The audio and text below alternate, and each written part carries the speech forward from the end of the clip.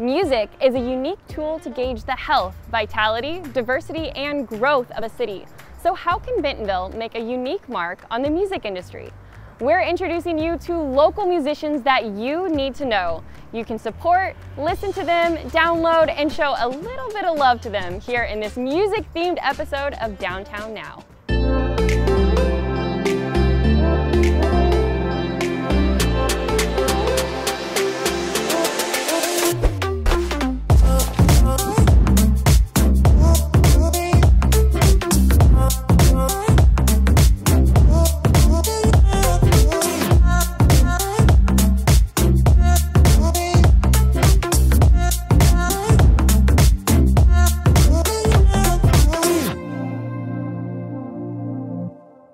This wouldn't be a music-themed episode without a musical guest host. Meet Ashton Barbary, a singer-songwriter and multi-instrumentalist from Northwest Arkansas. You've likely heard her smoky, silky voice right here in downtown Bentonville.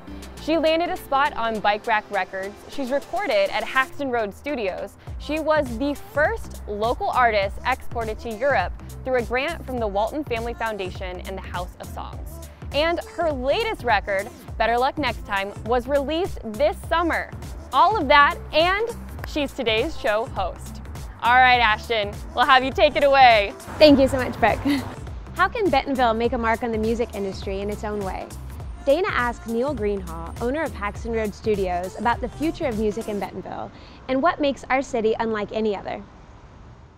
A lot of people call Bentonville, some call Bentonville the next Austin, or that we have this similarity to Austin. Mm-hmm. Of course, Austin known for its vibrant live music scene. Mm-hmm. What's the future of music in Bentonville? How can we carve that niche as well? Right. Well, first off, I would say we're not going to be that. We're not going to be the next Nashville. We don't need to be. We don't need to be the next Austin. We need to be the best Bentonville that we can be. And that's going to take work. It's going to take collaboration, some humility, and just working together towards creating a better place for all. And so I think that speaking to music specifically, we've got to work on building a healthy ecosystem where the artist, the producer, the engineer, where people can thrive and they can make a paycheck, a good paycheck, they can live affordably.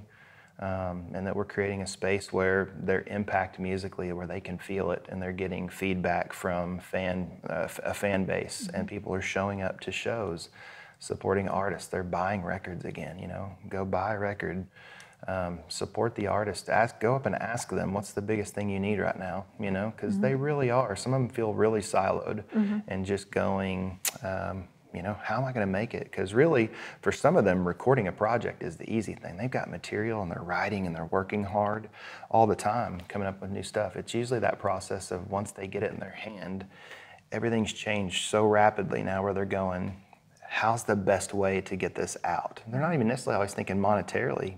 It's just sometimes going, how can we make this work where we can keep this going and keep writing and keep doing what we love? So it's our response really as a community of people to get around them and just ask the question. These artists love to interact with people in their fan base, and they need that fan base today. So it's always a great question. Sometimes you'll even catch them off guard. I've asked a few of them, hey, what could I do personally to help you, outside of the studio? And sometimes the look is just like, really, So I think that a big part of our future here in Bentonville is going to obviously be in the arts. It already is, and music is in that category. Film, theater, all these things are here, and they'll continue to grow. But we're just gonna have to continue to look for the needs to get behind and support these artists so they can keep making art, because that art and that expression of what they're doing is gonna continue to tell the story of what was happening and what is happening, if they're relevant, right? So some of the records that moved me the most were the ones that were happening back in the day. Some of the Motown records, Stax records, of some of the opposition that they were facing. And these songs were coming out of these rough neighborhoods, but there was love coming out of there. And just these songs that we still listen to, and we feel them and we dance to them. And there's a reason. It's because it's real. And it's because it's what they were going through. And so when we can start telling the honest stories of what's happening here, and these artists can get behind and we can support them, that's when you're going to see a culture shift here, when it's real. It's not manufactured. It's not because you're supposed to and this is what you do and here's the ABCs of music and art. It's when it's real and it's coming out of a true nature of life. That's when it's going to impact and make its move here. Catch Dana's entire interview with Neil at downtownmedia.com, or you can scan the QR code on your screen. I would like to introduce you to a few artists that Neil is currently working alongside at Haxton Road Studios. First up, meet Josh Noren, a local pop rock artist. The first show they threw at me was Rick Springfield, so that was freaking awesome. I was like, yeah, I'd love to open for Rick Springfield.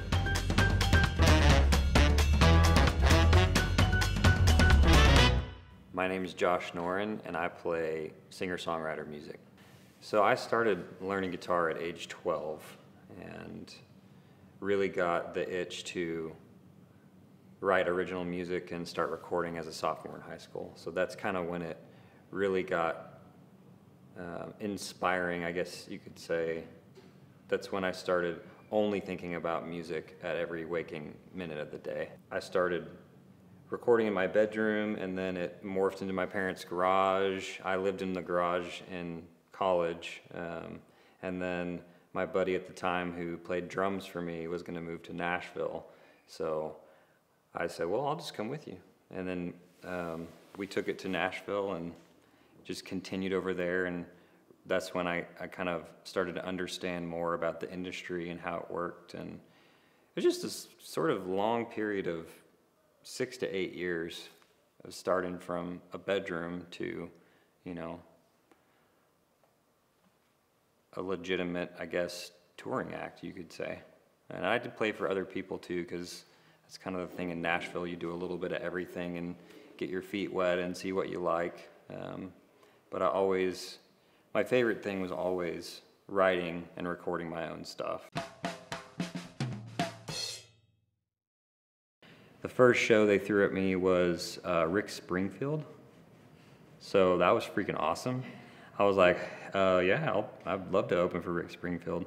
So I played it was Virginia Tech, and drove up there, just my wife and I, and it was a amphitheater full of middle-aged women that I got to play for, so it was super, super awesome. I probably sold 100 CDs and signed body parts and all that stuff, so it was pretty interesting. It was fun. Steve Miller Band, got to open for them. That was pretty cool. On a beach, 30,000 people on the beach with a full band, and they paid us $500. It was awesome. Arkansas Tourism, they were looking for music, and they just approached me and said, hey, can you write a song about Arkansas? And I was thinking at the time, oh my gosh, it's gonna be really, really hard to do this, because every Arkansas song I've ever heard has been hokey, or like something that they play at the football games when the Razorbacks are running out. And I just don't know if that's my vibe. But I took it on as a challenge, and it ended up being probably my favorite song to date, just because I made it personal and made it sound like I would want something to sound. The song, it just sort of talks about my journey as a kid moving east, and talking about the Ozarks and just what people don't know about this area and how amazing it is. And you know, as much as you can fit into a 3-minute song, you know, it's me growing up, it's nostalgic stuff, and it's, you know, having kids now, and how all of that ties together into this home that my, you know, family has built here. And the song is just called My Arkansas, you know, so it's just a little taste of what it means to me, with a little bit of my story in it. I had a dream. I lived in Nashville, Tennessee, married a girl, and she ran away with me. If you caught me at the mall just 2 years ago, this would all be true. So it starts with talking about Nashville. The chorus is just, my Arkansas. I wish you saw what I saw when I grew up. Saw who I saw when I found love, hear what I hear when my son cries, feel what I feel when I look into my daughter's eyes, '92 was the best year because that's when it all started here in my Arkansas. My Arkansas.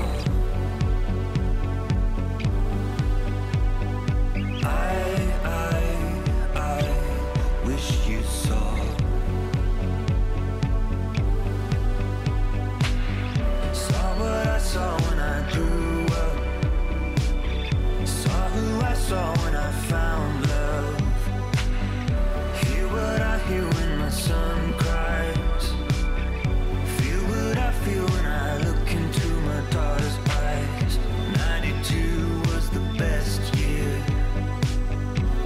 That's when it all started here in my Arkansas. You can follow Josh on Spotify or check him out at joshnoren.com. Music has a way of sparking conversations and creating meaningful relationships. We like to call it a global handshake. Brook Beer House stopped into the House of Songs in downtown Bentonville to learn more about their mission of connecting cultures through music. Oh wow, what a perfect way to be greeted in the House of Songs by Welcome. a song. Yeah, thanks for being here. We've been here for the past about 5 years in this house. And so we just love this house, it's so beautiful. We've named each room after a different Arkansas songwriter. And so this room is named after Johnny Cash.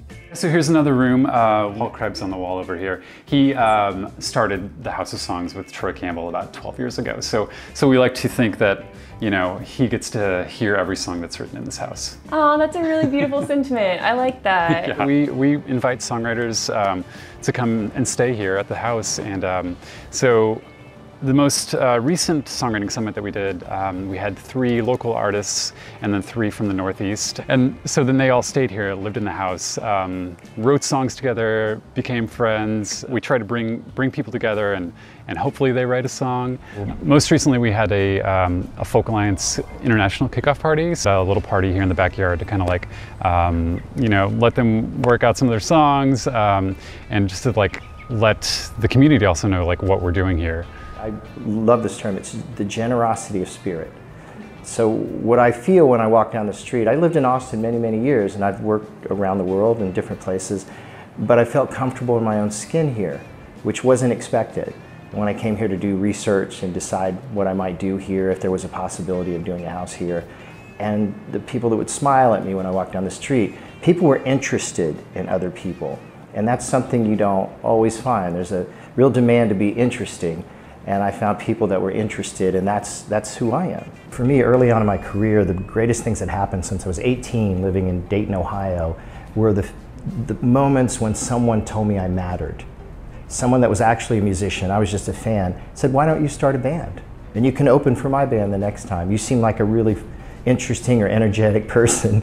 Why don't you find an outlet? And I think a lot of people aren't told that they matter. Here, that's the #1 priority.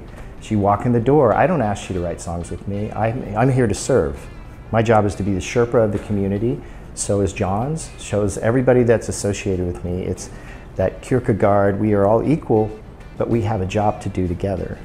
I see music as a business. I don't see it as a charity. I don't see art as a charity. I think there's components that could use help for sure because it's misunderstood the value of it. Where is the music business going? And how do these things work? And how do we create a compelling story and not just be a music residency, which I find terribly boring? Yeah. How do you push someone into creating relationships or being vulnerable enough to write something beyond themselves? You know? There's a transformation that happens when the right ingredients are put in front of you and you have this sort of this blending of another human being. It's like you're birthing something with another person every time I make something. But what I see, whether we're doing a camp, whether we're taking our vehicle for change to an apartment complex so that a community that doesn't get outside of that place, we interact. I think that's the part that really astounds me, that change. So there's thousands of artists that we've interacted with, and we've been able to track some of them just through friendships. But to see an artist from here with an artist from Holland be nominated for International Song of the Year in London is profound to me. Is to see artists not just leave the relationship and never see each other again. They're continually helping each other go somewhere. When I walked into this home, I said, if there was ever a house of songs, that if I was visiting from another country and I wondered what Arkansas was, that this sort of had a blend of all those things to me, the most welcoming blend. And I kind of pieced it together, but there's nothing more remarkable than philanthropy that actually is thinking about theory of change. Then you at least pique someone's interest. And so bringing a sizable star from Pakistan, an artist I knew, Zoe Vikaji, the most charming artist in the world, she came here because I asked her to, because she liked the sound of what we were doing. And the Pakistan community came out, but they did not believe she was here. In fact, we did a small concert in Bentonville, and people would come by the studio, it was Haxton's studio, and I was trying to set her up, thinking, I wonder how this will go, I hope she's okay with this. And I remember a few people came to the door and said, is Zoe Vikaji playing here? And I said, yeah. The Zoe Vikaji from Pakistan, yes. The from televisions, blah, blah, blah, yes. Why is she here? I said, because she wants to play a concert in Bentonville, Arkansas. And they all came, and it was mind-blowing, because I sat next to a woman and she was weeping. And I got worried that, oh my God, I messed up. And I said, are you okay? Is everything all right? And she said, I never thought I'd hear my own language sung in Arkansas. She said, why are you doing this? And I said, for that reason, I guess. And I just sat with her thinking, this is my job. And if something's truthful, art, music, food, conversation, the right people will like it. I don't know about the other people, but the right people will like what you're doing. Be sure to stay up to date with the House of Songs through their Instagram for showcase and concert announcements. I personally love their backyard concerts. Up next, we'll explore the music of a local husband-wife duo crafting indie folk songs right here in downtown Bentonville. What's up, friends? You're watching Downtown Now, and we'll be right back. Yeah, we will.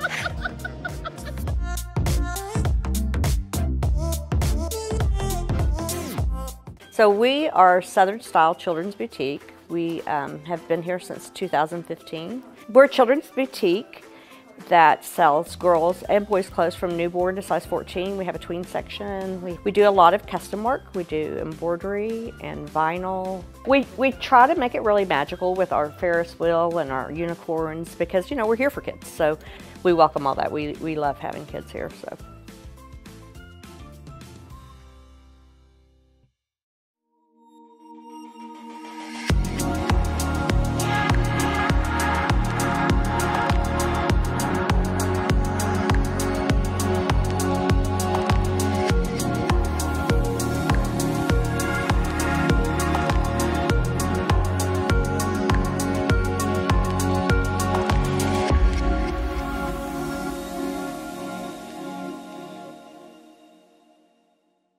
Hey, I'm Darren, and you're watching Downtown Now.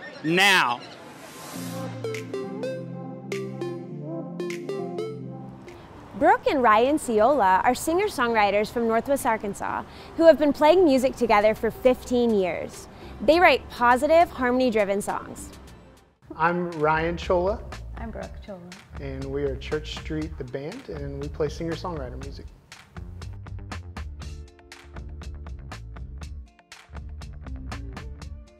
We haven't done this as a band very long. We've known for some time that there's something there that is meaningful. You know, you're right, you don't see that very often. There's a natural thing, like even just in straight up music talk, that harmonies just work better and it's just more effortless, you know. Anytime you have people who have been together for a long time, you hear each other talk, you know, you're engaging in conversation all the time, there's just a rhythm and cadence to that it doesn't take any effort to sync up on. And so I think that's a special thing. But she and I met our like senior year of high school and through like a church function. And that kind of... He was playing and he heard me sing and he said, "Can I get your number? Yeah, Because I want exactly. you to sing with me sometime." So that was a long time ago, but we've been singing together ever since. Yeah. So it's super fun. So we got a lot of mileage and a lot of reps, you know, singing together. A lot of that at church, and then more recently, kind of on stage in the community and stuff like that. We've played music together for, I mean, we've been married for 17 years. We've been playing music together for 20. Yeah. Something like 20 that. years. Yeah, 20 years. Crazy. Our inspirations are probably pretty different. I like a lot of different things for different reasons. There's a ton of pop I love. I really have a soft spot for country, and I was raised on 90s country, like Brooks and Dunn and all the great stuff. And so a lot of my, you know, kind of lyrical thought and stuff like that is, I'm sure, guided by people like that. Yeah. And you're more like gospel and... Yeah, I mean, Adele is one of my favorites. I grew up listening to Frank Sinatra and Nat King Cole and kind of the oldies stuff. She can spot any old crooner's voice. Yeah. Like, I'll be like, "Hey, who's this?" And but I love all kinds of music except for super country like he loves. So we have to kind of mesh a little There's some bit. covers I'd love to do that she won't. I'm like, I don't want to do that. She'll walk off I'll stage. go get a drink while you sing that song. So, yeah. I'm very inspired by other singer-songwriters, mostly. People like David Ramirez, people like Drew Holcomb, and just guys that I can hear heartache and pain in their lyrics. I can hear authenticity and life and experience in their lyrics. And so I love the production and stuff like that, especially with what I do here at Haxton, but I specifically just really geek out on the lyrics. And it just matters so much to me. And so, yeah, those are some of my kind of singer-songwriter inspirations.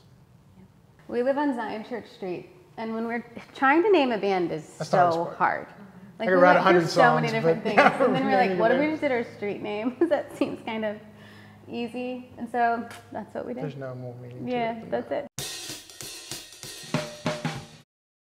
One of my favorite songs right now is a new one that we actually haven't released yet. We've recorded it, and I'm about done mixing it, and we'll release it soon. It's called "Something to Say."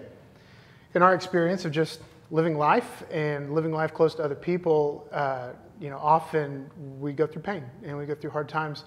And I know when we're near someone in that, this song is not necessarily about you going through the hard time, it's about being next to someone who is, we just lack the words to say. We don't know what to say, and we've all been hurt by people trying to say the right thing, and it's really painful. And so it's really just about being present with others. The chorus is something to say when the heaviness weighs.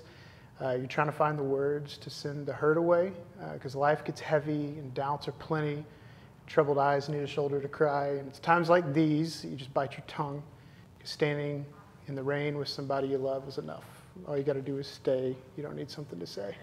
Yeah. And kind of the hope that we could have people in our lives that will just be with us, you know, and not have to fill the silence. When I heard that song for the first time, he was like, "Hey, listen to what I just wrote in like a super short amount of time." And I was like, I'm just overwhelmed because I cannot write the way that he does. And I think that's what makes us a really good team. I'm singing on that song, but being able to bring my voice to his words, his lyrics, is really special. And I'm really proud of him for that song because we've had a lot of friends that have walked through grief and hard times. And in the middle of them processing their grief and loss, like, I'm learning there's nothing I can say to make this better for them. But just knowing that they brought me in and I'm here with them is beautiful. And so, man, I'm so proud of him and the lyrics that he's writing. So. To check out Brooke and Ryan's music online, you'll need to search for Church Street the Band on social media and streaming platforms. The Irie Lions are a reggae band based in Northwest Arkansas. They hope to bring life and understanding to the world with their original music. They write funky, upbeat music with catchy melodies. It's always a good time. Our partners at Cash provided this story from Ozcast.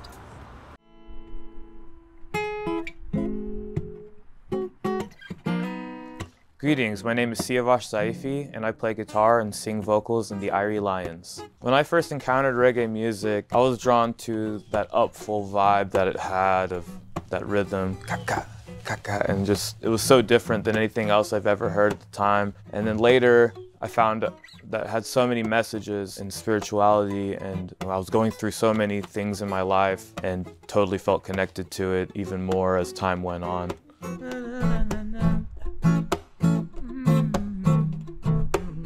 The message of reggae that connects with me the most is that pick yourself up again, the power that it had to face the adversity. These days, after experiencing life a little further with reggae, I'd say I'd still stand with similar messages, like, the same messages continued and will continue. But nowadays, I feel like the focus has been growth and unity, einity, connection with our fellow man, and because that's something that we've been striving forever and still have not reached it yet. I try to use reggae now as a platform to share love and hope and positivity, and hope to spark creativity in another artist's mind and just keep spreading the message around the world.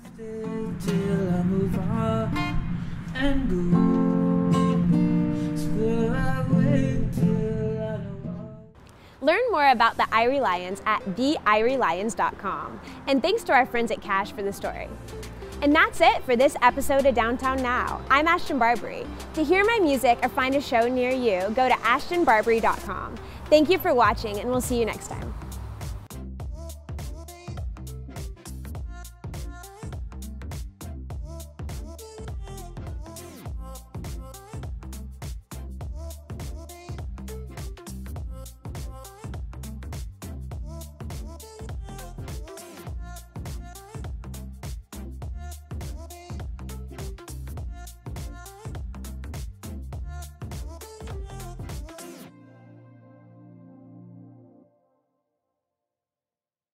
We hope you enjoyed this episode, produced by the community nonprofit Downtown Bentonville, Inc. Our team works year-round to build and promote a welcoming and lively downtown Bentonville through experiences, education, and storytelling. Last year, as events were put on hold in our region, Downtown Bentonville, Inc. launched Downtown Media, a community-supported, community-driven storytelling platform. You can see our videos on social media, before movies at Skylight, and right here on KNWA.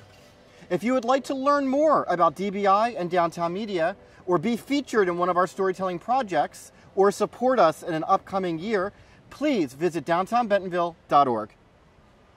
Hi, I'm Lisa Vinson. I own Remedy Road. So we have anything from clothing to gifts for men, women, kids. This was never our dream to have this business. It just kind of stumbled upon.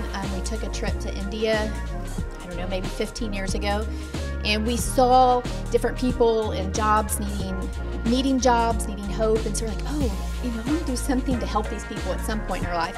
Fast forward like 5 years, like, oh, we should open a store that carries brands that are from all across the world, where people from all across the world come to shop.